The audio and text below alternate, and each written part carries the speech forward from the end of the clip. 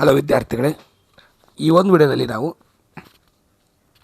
ನಿಮ್ಮ BCom first semester SCP ಸಿಲೆಬಸ್ನ financial account ಸಬ್ಜೆಕ್ಟಲ್ಲಿ ಬರುವಂಥ 1ನೇ ಚಾಪ್ಟರ್ ಏನಿದೆ book keeping single entry system, ಅದರಲ್ಲಿ ಕೇಳುವಂಥ 5 ಅಂಕದ ಪ್ರಶ್ನೆ ಸ್ಟೇಟ್ಮೆಂಟ್ ಆಫ್ ಅಫೇರ್ಸ್ ಅಂದರೆ ಕ್ಯಾಪಿಟಲ್ ಕ್ಯಾಲ್ಕುಲೇಷನ್ನ ಯಾವ ರೀತಿ ಮಾಡಬೇಕು ಅನ್ನೋದ್ರ ಬಗ್ಗೆ ಡಿಸ್ಕಷನ್ ಮಾಡೋಣ. ಮೊದಲಿಗೆ ಫಾರ್ಮ್ಯಾಟ್ ನೋಡೋಣ.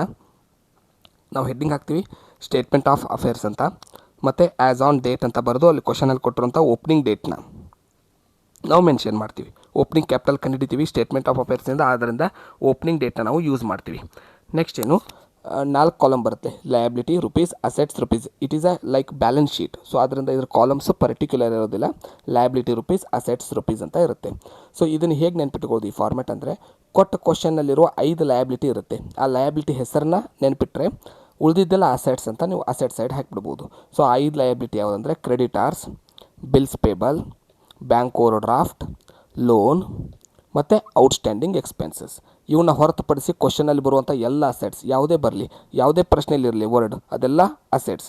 ಅವುಗಳನ್ನ ನೀವು ಅಸೆಟ್ ಸೈಡ್ ತೊಗೋಬೇಕಾಗತ್ತೆ. ಟೋಟಲ್ ಮಾಡ್ಕೋಬೇಕು. ಸೊ ಟೋಟಲ್ ಮಾಡಿ ಬಂದ ಆನ್ಸರ್ನ ನೀವು ಓಪನಿಂಗ್ ಕ್ಯಾಪಿಟಲ್ ಅಂತ ಬರೀಬೇಕು. ಅಂದರೆ ಅಸೆಟ್ ಸೈಡ್ ಯಾವಾಗಲೂ ಮೊದಲು ಟೋಟಲ್ ಮಾಡಬೇಕು. ಅಸೆಟ್ ಸೈಡ್ ಟೋಟಲ್ ಮಾಡಿ ಅದರ ಟೋಟಲಲ್ಲಿ ಲಯಬಿಲಿಟಿ ಟೋಟಲ್ನ ಮೈನಸ್ ಮಾಡಿದಾಗ ಬರುವಂಥ ಬ್ಯಾಲೆನ್ಸ್ಗೆ ನೀವು ಕ್ಯಾಪಿಟಲ್, ಓಪನಿಂಗ್ ಕ್ಯಾಪಿಟಲ್ ಅಂತ ಬರೀಬೇಕು. ಸೊ ಇದು ಫಾರ್ಮ್ಯಾಟ್ ಆಯ್ತು. ಈಗ ಒಂದು ಎಕ್ಸಾಂಪಲ್ ನೋಡೋಣ. ಸೊ ನಾನು ಒಂದು ಎಕ್ಸಾಂಪಲ್ ತೊಗೊಂಡಿದ್ದೀನಿ ಇಲ್ಲಿ. From the following information prepare statement of affairs ಅಂತ ಕೊಟ್ಟು ಡೇಟ್ ಕೊಟ್ಟಿದ್ದಾರೆ, ಅಥವಾ ಕ್ಯಾಲ್ಕುಲೇಟ್ ಓಪನಿಂಗ್ ಕ್ಯಾಪಿಟಲ್ ಅಂತ ಕ್ವಶನಲ್ಲಿ ಕೊಡ್ತಾರೆ. ಎರಡು ಅಂದರೂ ಒಂದೇ. Statement of affairs problem solve ಮಾಡಂದ್ರು ಒಂದೇ, ಓಪನಿಂಗ್ ಕ್ಯಾಪಿಟಲ್ ಅಂತ ಬಂದರೂ ಒಂದೇ. ಈಗೇನು ಮಾಡೋಣ, ಹೆಡ್ಡಿಂಗ್ ಹಾಕೊಳ್ಳೋಣ statement of affairs as on 1st January 2024. ಕ್ವಶನಲ್ಲಿ ಡೇಟ್ ಇರುತ್ತೆ, ಏನು ಪ್ರಿಪೇರ್ ಮಾಡಬೇಕು ಅನ್ನೋದು ನಿಮ್ಗೆ ಗೊತ್ತಿರಬೇಕು. ಓಪನಿಂಗ್ ಕ್ಯಾಪಿಟಲ್ ಅಂದರೂ ಒಂದೇ, ಸ್ಟೇಟ್ಮೆಂಟ್ ಆಫ್ ಅಫೇರ್ಸ್ ಅಂದರೂ ಒಂದೇ. ಹೆಡ್ಡಿಂಗ್ ನಾವು ಹಾಕೋದು ಸ್ಟೇಟ್ಮೆಂಟ್ ಆಫ್ ಅಫೇರ್ಸ್. 4 ಕಾಲಮ್, ಇದು ಬ್ಯಾಲೆನ್ಸ್ ಶೀಟ್ ಇದ್ದ ಹಾಗೆ. ಆದ್ದರಿಂದ ನೀವು ಲಯಬಿಲಿಟಿ ರುಪೀಸ್, ಅಸೆಟ್ ರುಪೀಸ್ನ ಕಾಲಮ್ ಹಾಕಬೇಕು. ಇದಕ್ಕೆ ಡೆಬಿಟ್ ಕ್ರೆಡಿಟ್ ಮಾರ್ಕ್ ಇರಲ್ಲ, ಯಾಕಂದರೆ ಇವು ಲಯಬಿಲಿಟಿ ಕಾಲಮ್ ಇದೆ. ಸೊ ಈಗ ಆಲ್ರೆಡಿ ಹೇಳಿದೆ, ಕ್ವಶನಲ್ಲಿ ಏನು ಹುಡುಕ್ಬೇಕು ನೀವು ಅಂದರೆ ಯಾವುದು ಲಯಬಿಲಿಟಿ ಇದೆ. 5 ಲಯಬಿಲಿಟೀಸ್ ಹೇಳಿದೆ ನಾನು. ಕ್ರೆಡಿಟಾರ್ಸ್ ಫಸ್ಟ್ ಒನ್ ಆಲ್ರೆಡಿ ಕ್ವಶನಲ್ಲಿ ಇದೆ, ಕ್ರೆಡಿಟಾರ್ಸ್. ಸೊ ಕ್ರೆಡಿಟಾರ್ಸ್ ಬಂದಿದೆ. ಸೆಕೆಂಡ್ ಐಟಮ್ ಲಯಬಿಲಿಟಿ ನೀವು ನೆನ್ಪಿಟ್ಕೋಬೇಕಾಗಿರೋದು ಬಿಲ್ಸ್ ಪೇಬಲ್ ಬಂದಿದೆ. ನೆಕ್ಸ್ಟು ಬ್ಯಾಂಕ್ ಓವರ್ ಡ್ರಾಫ್ಟ್ ಕ್ವಶನಲ್ಲಿ ಇಲ್ಲ. ಲೋನ್ ಕ್ವಶನಲ್ಲಿ ಇಲ್ಲ. ಔಟ್ಸ್ಟ್ಯಾಂಡಿಂಗ್ ಇಲ್ಲ. So creditors, bills payable, bank overdraft, loan, outstanding ಇವು 5ನ್ನು ಹೊರತುಪಡಿಸಿ ಬೇರೆ ಯಾವುದು ಬಂದರೂ ಅಸೆಟ್ ಅಂತ ಹೇಳಿದೆ ನಾನು. ಸೊ ಕ್ವಶನಲ್ಲಿ 5ರಲ್ಲಿ 2 ಬಂದಿದೆ. ಕ್ರೆಡಿಟಾರ್ಸ್ ಬಂದಿದೆ, ಬಿಲ್ಸ್ ಪೇಬಲ್ ಬಂದಿದೆ. ಸೊ ಅವುಗಳ ಅಮೌಂಟನ್ನು ನಾವು ಕ್ವಶನಲ್ಲಿ ಎಷ್ಟಿದೆ ಅಷ್ಟು ತೊಗೊಂಡಿದ್ದೀನಿ.